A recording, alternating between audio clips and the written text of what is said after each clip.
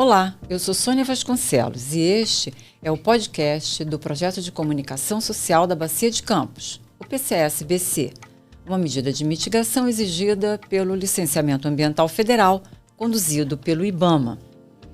Em 3 episódios, nós vamos abordar o licenciamento ambiental diante do novo cenário da indústria de petróleo e gás.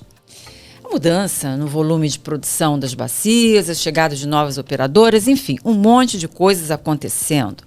E para falar sobre isso, a gente conta hoje com a participação do analista ambiental do IBAMA, Júlio César Silva Dias. Tudo bem, Júlio? Tudo bem. Bem-vindo, viu, ao nosso podcast da Petrobras da Bacia de Campos. E eu já começo te perguntando como que essas mudanças estão acontecendo e interferem na dinâmica do licenciamento ambiental. Primeiro eu queria agradecer a oportunidade de estar aqui falando sobre nosso trabalho num modelo diferente, um modelo de podcast, uma novidade para a gente dentro do IBAMA, né?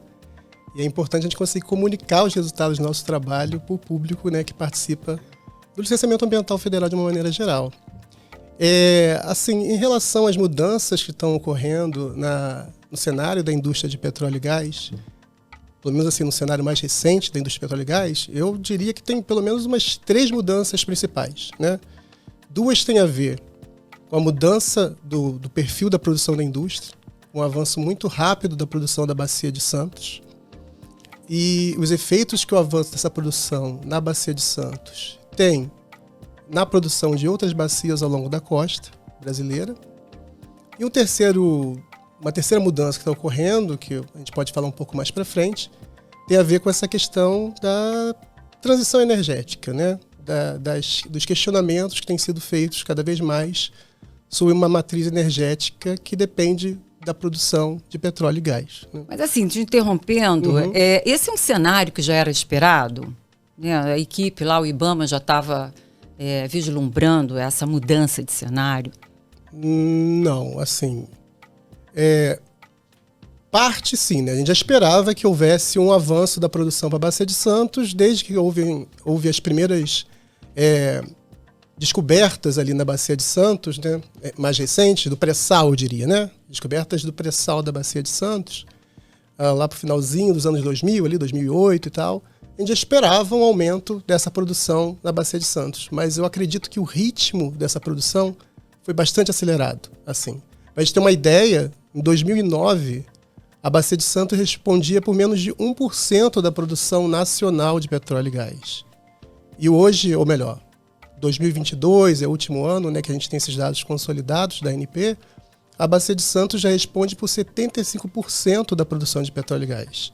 Nesses pouco mais de 10 anos, cada 4 barris de petróleo produzido no Brasil, 3 saem da Bacia de Santos. É uma inversão, Houve uma inversão aí bastante acentuada, Sim, e isso teve efeitos, talvez o que a gente esperasse menos, que é a maior surpresa, é os efeitos que o avanço da produção na Bacia de Santos teve sobre a produção em outras bacias ao longo da costa, E a Bacia de Campos é um exemplo claro disso. Ali no finalzinho dos anos 2000, 2010, até meados dos anos entre 2010 e 2020, a Bacia de Campos era a principal produtora do Brasil. Durante 30 anos ela foi a principal produtora do Brasil. E hoje ela responde por menos de 20% da produção de petróleo e gás. Isso foi uma mudança muito rápida, Se a gente for comparar o que foi produzido na Bacia de Santos, Bacia de Campos, melhor dizendo, em 2022, com o que ela produzia ali no finalzinho dos anos de 2010, 2009, caiu para menos da metade do que ela produzia, E isso tem efeitos claros na forma como essa atividade tem na mudança da região que está ali próxima desse polo de produção de petróleo e gás, A mudança de cenário acaba afetando todo o licenciamento como um todo, é isso? Ou estou enganada?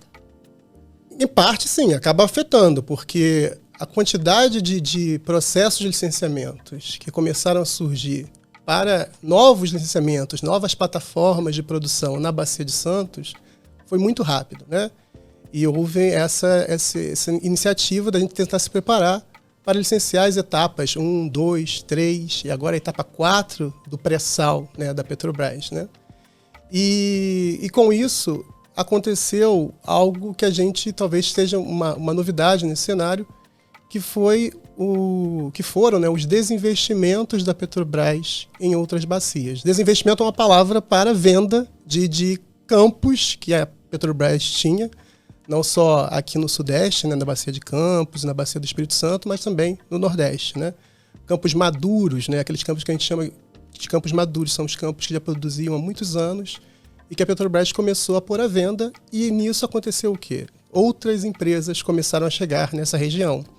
Se durante muitos anos o licenciamento ambiental lidou sobretudo com a Petrobras e um conjunto ainda muito pequeno de outras empresas, PetroRio, Shell, Chevron, Equinor, mais recentemente começam a surgir outras empresas com um perfil diferente, o perfil de trabalhar a produção nesses campos maduros. Esses campos já estão no final da sua produção e chegam essas empresas comprando esses campos da Petrobras. E isso foi um desafio, porque numa mesma região passaram a ocorrer licenciamentos de diferentes empresas com áreas de influência muito parecidas, se sobrepondo. O que eu quero dizer com essas áreas de influência se sobrepondo? Explica isso melhor aí, porque para quem está nos acompanhando, né, entender, para licenciar novas empresas também, né, acho que tem aí também uma carga de responsabilidade de trabalho de vocês, né? Como é que é? Tem uma especificidade do licenciamento de petróleo e gás marítimo que acaba que ele é muito concentrado, os empreendimentos. As plataformas acabam sempre ocorrendo, sempre não, mas elas tendem a se concentrar numa mesma região. Então, por exemplo, na Bacia de Campos, nós temos mais de 40 plataformas atuando. Isso faz com que, para o licenciamento ambiental, quando a gente vai analisar os efeitos dessas plataformas, desses impactos ambientais na região que é afetada por essas atividades, a gente chama isso de área de influência. Essas áreas de influência, desses diferentes empreendimentos, de mais de 40 empreendimentos, acabam se sobrepondo. Ou seja, os mesmos municípios, né, que estão ali próximos da Bacia de Campos vão receber impactos de cada uma dessas plataformas, impactos que vão se sobrepondo, vão se misturando, né, nessa região costeira próxima à Bacia de Campos, né? No caso da Bacia de Campos, mas também na Bacia de Santos agora, né, com o avanço da produção. Isso é uma especificidade do licenciamento de petróleo e gás, né? Essa concentração geográfica, regional, dos empreendimentos licenciados em nível federal, pelo menos, né? O impacto não é só para a população, né, para as comunidades, né? Para vocês também, né, com relação a licenciar esses novos empreendimentos, né? E também essa sobrecarga, né, em cima das cidades, né, com relação a impactos e tal, né? Isso traz um desafio para nós, né, no licenciamento ambiental, que é você conseguir lidar com esses impactos que no ambiente estão se sobrepondo, né? A gente chama de impactos sinérgicos e cumulativos. O que são impactos sinérgicos e cumulativos? Explica, vamos trocar essas palavras, às vezes desconforto. São impactos, de maneira bem simples, são impactos que vão se somando e vão acontecendo no mesmo lugar ao mesmo tempo. E, concretamente, você não consegue separar muitas das vezes o que é o impacto da Petrobras, o que é o impacto da Shell, o que é o impacto do Ma3R. E são todas empresas petrolíferas que atuam na Bacia de Campos, por exemplo, e esses impactos na costa você não consegue separar. Então a gente tem que desenvolver iniciativas para lidar com o monitoramento desses impactos e tentar vê-los também de forma integrada, porque é assim que eles acontecem. Eles acontecem de forma integrada no dia a dia das pessoas e das populações aí desses municípios que são afetados pela indústria de petróleo e gás. E você está falando aí não só, né, falou de outras empresas, não só a Bacia de Campos, né? Você está colocando uma região toda? Eu estou dando esse exemplo da Bacia de Campos, né, que é uma bacia madura, que a gente chama, né? Mas isso é algo que ocorre em outras regiões também, né? Esse acúmulo de empresas petrolíferas atuando numa mesma região e tendo as áreas de influência dos seus empreendimentos se sobrepondo nessa região, né?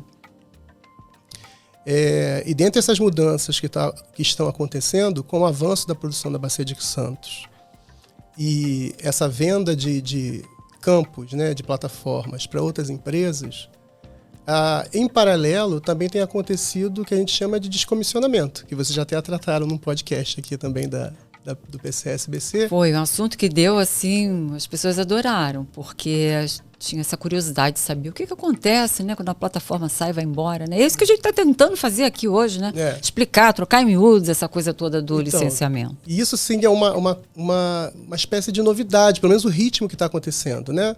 Alguns poucos anos atrás a gente falava de um dia o petróleo vai acabar. A gente sempre fala isso, né? Um dia a gente sabe disso. É um produto, né, que é finito. E a gente achava que isso ia acontecer daqui a algumas décadas e tal. E agora a gente vê isso acontecendo de uma maneira mais corriqueira, digamos assim, né? Mais comum que ocorram a desativação de algumas plataformas em algumas dessas bacias maduras, tanto no Sudeste como no Nordeste brasileiro, que é o que a gente chama de descomissionamento, né? E esse contexto agora de um pano de fundo que a gente está lidando agora com essa questão, desse questionamento da produção da energia a partir de combustíveis fósseis, sobretudo com um forte movimento no exterior, mas também já se reflete na forma como as empresas petrolíferas atuam no Brasil, né? A gente tem visto como uma novidade também no cenário, que é essa pressão por promover uma transição energética num contexto de aquecimento global e tal. Isso não é uma questão que o licenciamento atua de forma direta, mas a gente tem pensado que talvez isso possa interferir na forma como as empresas petrolíferas que atualmente atuam nessa região vão planejar os seus investimentos para o médio e longo prazo. A gente não sabe até que ponto essas mudanças que já estão ocorrendo com a desativação de campos nessas regiões das bacias maduras podem se acelerar por conta dessa pressão política por um modelo de transição energética, né? Júlia, esse tema é para lá de interessante, não se esgota aqui, né? A gente continua essa conversa no próximo episódio do podcast do PCS-BC, pode ser? Eu acho que é importante, assim. Eu acho que a gente também aproveita para falar como o IBAMA está pensando em monitorar esse cenário de mudanças, né? Inclusive o que a gente tem proposto, que é o plano macro. Então, até o próximo episódio.